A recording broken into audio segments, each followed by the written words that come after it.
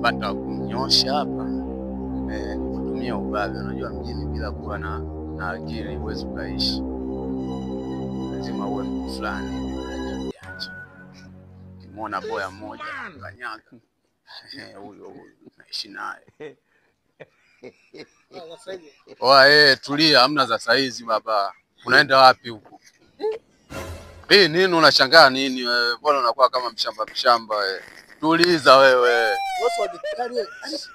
Na mambo ya kigumu nayo pia unayaweza? Unasemaje? Sisi ndo long time ago nini kitambo sana tushasumbua sana mjini hapa. Toa hela hapa. Mwili mkubwa, alafu mambo yangu mengi. Oa tulia mwanangu. Oa usinichukulie kwamba mwili mdogo. Mimi mwili mbavu hii. Si umeelewa? Nimenywea ndani kwa ndani, mimi nimetuna. Unatoa hela utoi. Uko serious? Niko serious. Kwanza unachukua. Acha maneno mengi baba. Oa, hebu acha maneno mengi. Tulia. Toa hela. Uzi nini unaanza kunipangia? Wewe mtoto mdogo sana. Oa. Oa, sikiliza nikwambie. Nitakuzingua. Toa hela hiyo. Sina hela nyingine. Chapu bwana, toa bwana, nataka nikupike. Hela nyingine mimi sina hela nyingine, ni hiyo tu. Siku nyingine usirudie mpuzi. Mimi babu.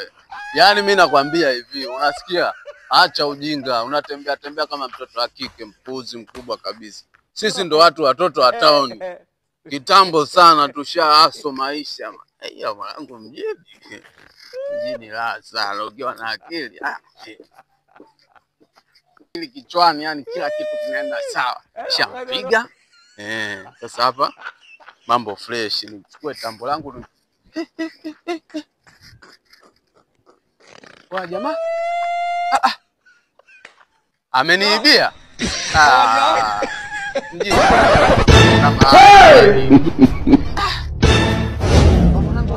Mimi nimepigwa. Ili sasa niende huku. Ni ujinga kabisa, ngoja nirudi nifuatilie.